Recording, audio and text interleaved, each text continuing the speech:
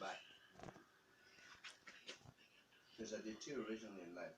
I'm telling you, total separation of everything. When someone reminded me today, telling me about our togetherness, Victor, you really made me tears in my eyes and just talking.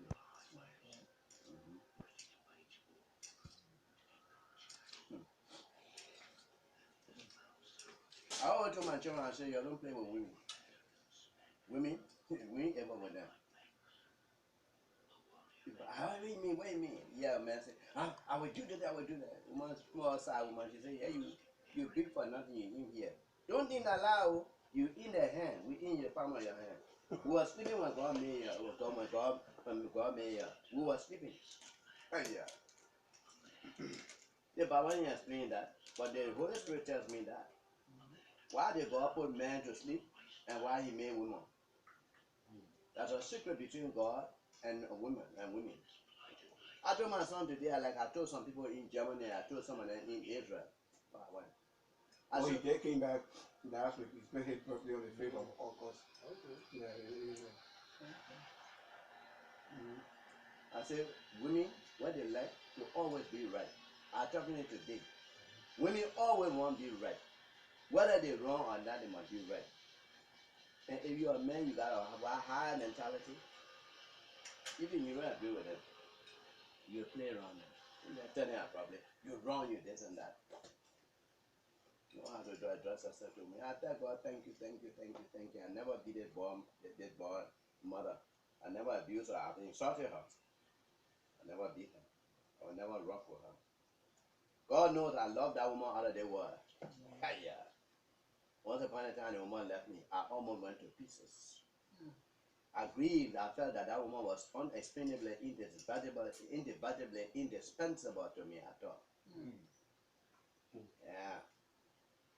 God knows. Yeah. But these prophet people, the guy in the place there, they are hell of a set of prophet. Aladura. Yeah, he's a liar. They call him to say, I never forget, he's looking like an old Tom cat now. What prophet is it? Prophet Zizzy.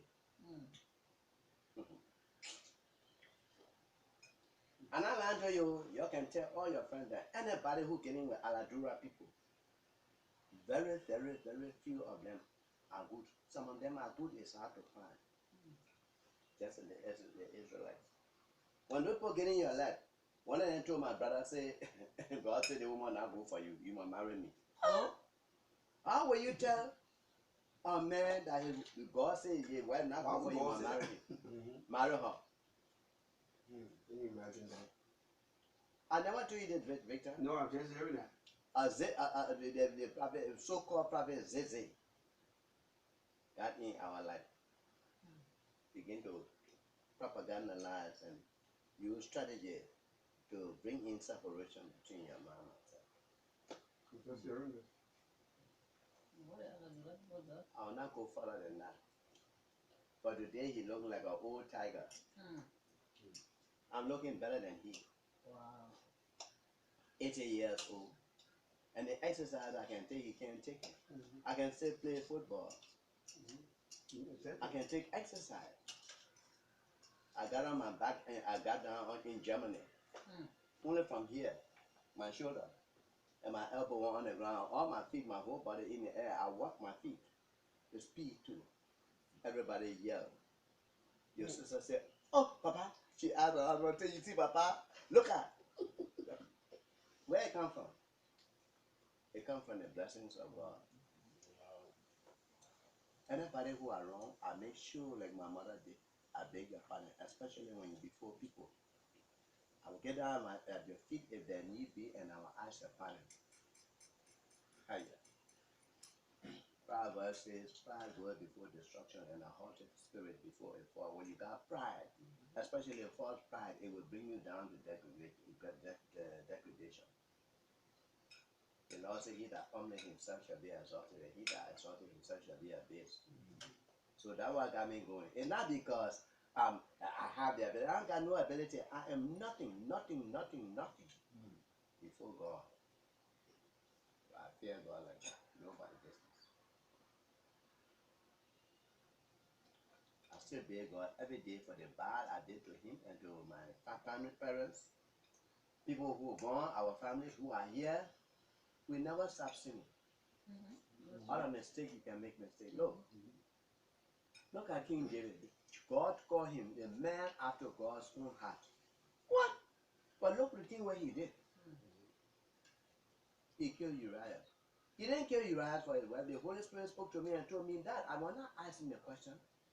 He said, do you know why David killed Uriah? He said, but before I answer, I complete my statement. What an extraordinary coincidence. The war was going on.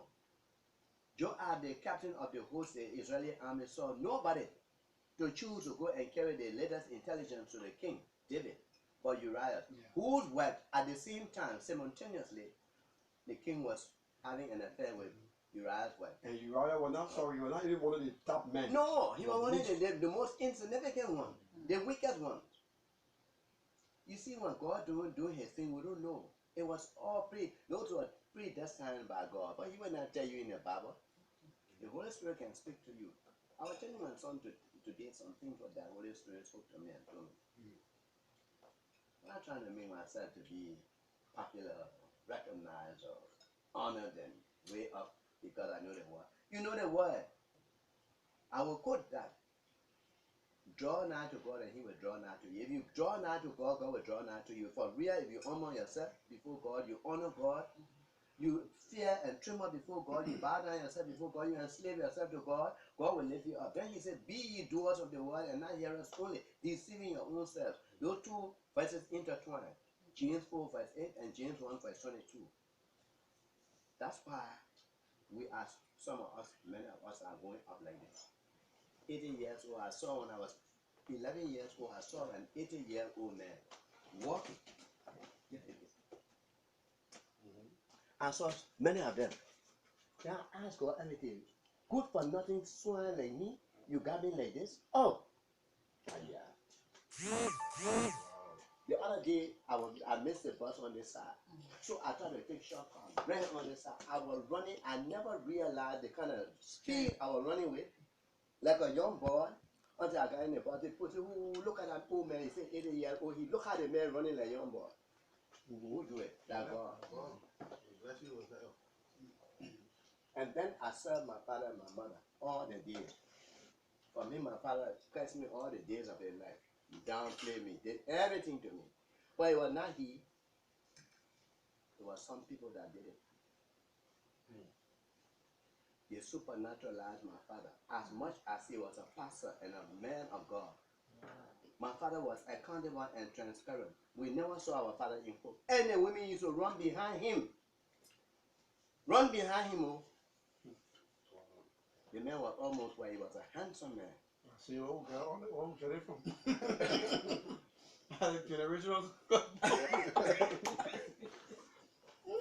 I'm telling you, Victor, our father was a center of attraction. Even at this age, the women that are behind him, I was surprised. But God put that blessing upon us for us to take advantage of it. He knew the reason why he gave you that blessing. Because listen what he said, thou shalt not commit adultery. Exodus 20, verse 13. 12 says, honor thy father and thy mother, that thy days may be long upon the land which the Lord thy God giveth you. 13 says, thou shalt not kill. Well, 14 says, I made a mistake. Thou shalt not commit adultery. You think God knows what he's talking about? Running around can cause problematic problems. Yeah. And like just to buttress what you were saying about King David, God is, we can't understand God. We can't understand God. He did that, and see what came out of it, Solomon. Because the kingdom had to continue going through David's line. From Abraham's line all the way. So David had other wives, but it was not destined for those wives to have Solomon. So God, his hand, the kind of thing his hands in, my brother, we can't explain it. We can't explain it. Oh. I'm telling you. So that's why I always tell the person, we don't know. Why would God tell Hosea to go and marry a prostitute? Yes. Why? to teach Israel a lesson. Had he not taught Israel many lessons in different ways? He did it for his own good reason. Yeah, he said, I want him to see how they treated me. Then you tell him, he said, the same God said, thou shalt not come in and talk to you. But he went, yes. Yes. Then he made a woman to go and sleep somewhere else with somebody else. Yes. To pin. What's that? Yeah, why? My brother, you see that? He puts us through stuff that we don't even understand. Zachariah wanted to leave it where he said, don't leave him. Don't leave her. Yeah. I allow her to go there. I want to. You would tell you to go and sleep with somebody. Whereas he said, you shouldn't do it. Yeah. You just so imaginable God. And out of the sin comes blessing. See see the end result for Israel. They came to themselves and understood the whole interpretation. But at that time, people were, I know they came against Hosea. Because he won't be. Yeah. Man, say he prophet of God. He's living with it. They don't believe, oh, God told me to go and do this. They don't believe it. No. The law, they believed the law at that time. How would God tell you to go and sleep with somebody? They would have even stoned it, so he kept it to himself. You know? But just for him to prove a point. So come back to Bathsheba. Bathsheba, God is not an easy God. he killed the child, he made the child die that she had. But then out of that same womb, he brought another one forth. The greatest one and the greatest man in the world. To be the head of that kingdom. So what was that? Oh my God. Hagar. She embarrassed Sarah so much. Sarah was God's servant. God loved her. That was his friend's wife. But they pour her out. Who? I said God's friend. Abraham was God's friend. Oh, okay. I said that was his friend's wife. Yeah. He called Abraham his friend. Yeah, so they pour her out.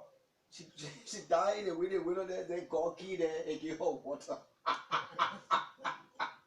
Can you imagine? He did it for the sake of Abraham. That's what I'm saying. But besides Abraham, that's what he does. That's what he want to do. Yeah. Then he sustained her to let her have Ishmael. And knowing exactly that, fast forwarding to these generations, Ishmael would have resulted into chaos. So does God love competition? I asked that question. Mama, yes. Yeah, exactly. That's what it looks like. Because right now we are in competition with God. You got Satan here and you got God here. He likes. What I'm saying. We're not in competition. No, not us. I just said, and I may be wrong. These are all hypothetical stuff.